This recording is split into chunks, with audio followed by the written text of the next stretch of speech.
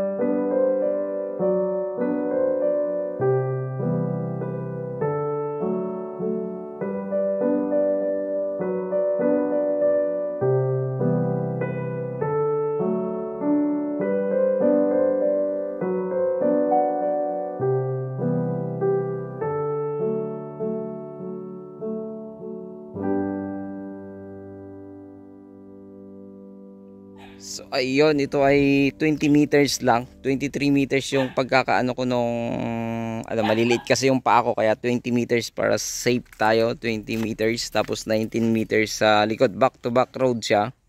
So along 2-lane road hanggang hanggang sa national road. Siguro ilang kilometro to kuya? Siguro lang yan, 3 to 4. 3 to 4 kilometers from national highway. Tapos ito pwede ring palabas ng national highway ulit.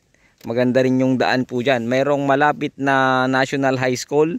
Elementary School, may malapit na rin, no?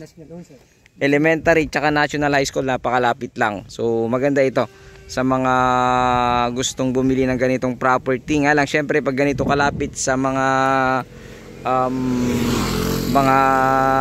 schools, medyo mataas na rin yung presyo. So ang presyo nito 6 million, sagot nila yung capital gain tax. So sagot nila yung capital gain tax sa 6 million. Negotiable pa naman, pero siyempre dun matatamaan siguro yung capital gain tax. Depende na sa mapag-uusapan yun ng seller natin. So ipapakita ko na lang sa drone yung back to back road niya, hindi na natin mapupuntahan yon.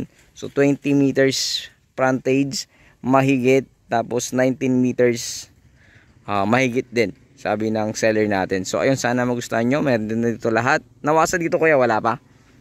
Wala pa. So may CCTV na rin dito, CCTV ng barangay, ayan. So merong mga CCTV dito, siguro meron pa dun sa bandaron.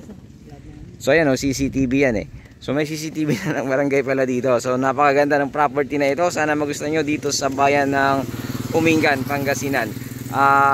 Tawagan nyo lamang po ako sa aking numero nakalagay sa screen at sa aking Facebook account. So don't forget to like and share and subscribe sa aking munting channel, Mucha and Joel Vlog. Maraming salamat po. God bless you all. So pahabol ko lang, flood free area ito, hindi siya binabaha. Walang baha dito sa lugar na ito ng Umingan. So kahit anong part ng Umingan, wala pa akong nakitang nabaha maliban doon sa siguro doon sa malapit sa malaking creek. Ayan yung mga part ng papuntang papuntang Sangkintin, no kaya. Yun yung may mga umaapaw ng konti, pero konting-konti lang. So ayun, maraming salamat pong muli. God bless you all.